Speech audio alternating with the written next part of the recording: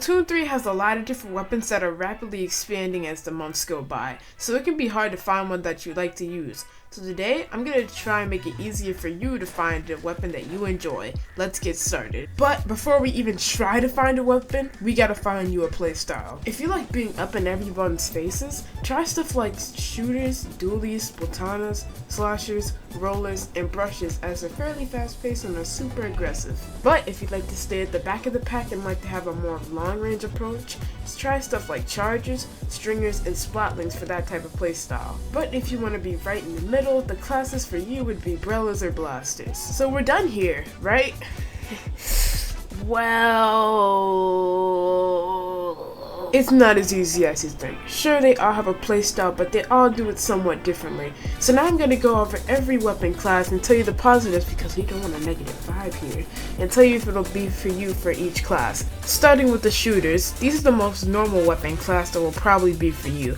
There's a lot of them though, so what I would recommend is to go to one of the training ranges and try and find one that you like. Just like with every other weapon, they can be from very long range to short range though, so try to find one that's for you.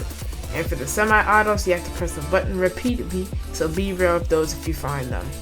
Next up, rollers. You might like to play it risky and sneak up on enemies. That's a very kill-hungry weapon.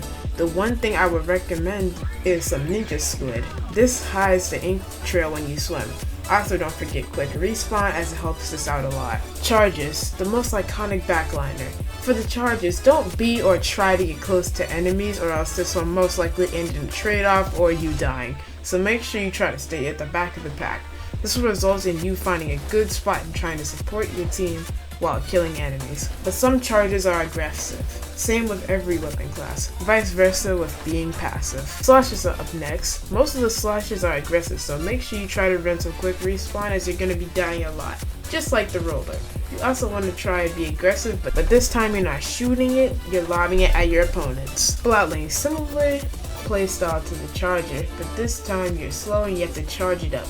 But the good sign is that you have a long time of fire, so what I would recommend is to run speed up as you're very slow. Dualies, similar to the shooters except now you have 2 or 4 dodge rolls that can make you hard to hit.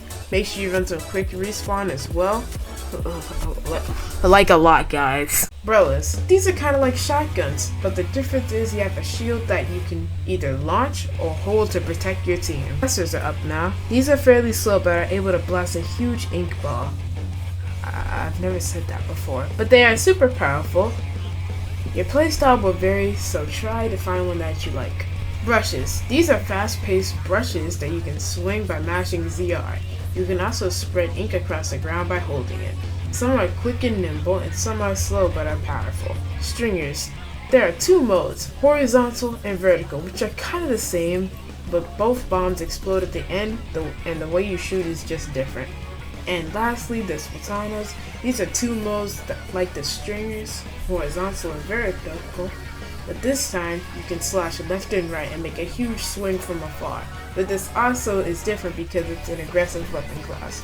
And the last thing is that you're close enough you can get a one-shot kill.